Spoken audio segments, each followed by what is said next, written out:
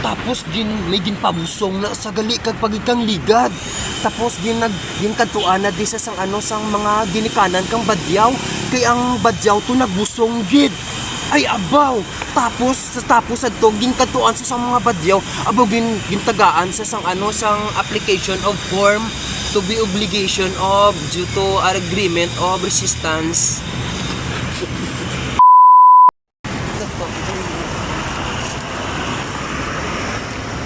Sir, mayong to, sir.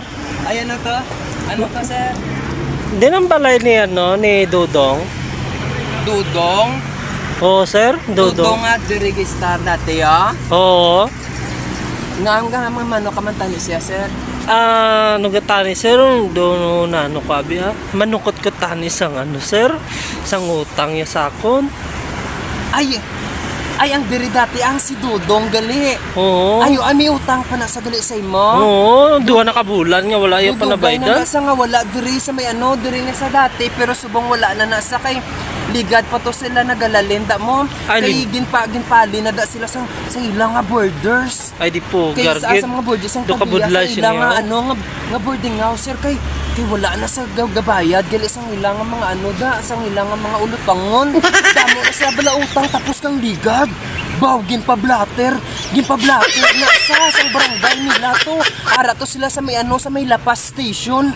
Ay, ginakuan sila, kay namunit sila, tapos wala nila ginkilong ilang ulit. Gali may bayad na iya gali ya, sir. Ay di po, gargin palagyuhan niya lang gali ko. Tapos amo pagid niho, may ginpabusong na sa gali kag pagikang ligad.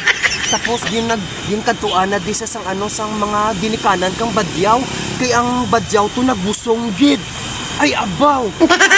Tapos adto ginkantuan sa sang mga badyaw, abaw gintagaan sa sang application of form to be obligation of due to agreement of resistance. Kaya wala sa may ginatag nga sustento, aragay, dipuga. Amo pag ng problema, gabi na sa. Ari si Dudong. Ari si Dudong, oh. Lawan po na di sa milap. Ari sang ginapano si may mga utang sa Ari sa'y pakita at tsura mo. Sikat ka di sa may lapas kayong mga obligado mga badyaw kang naging pabuso. Hindi na.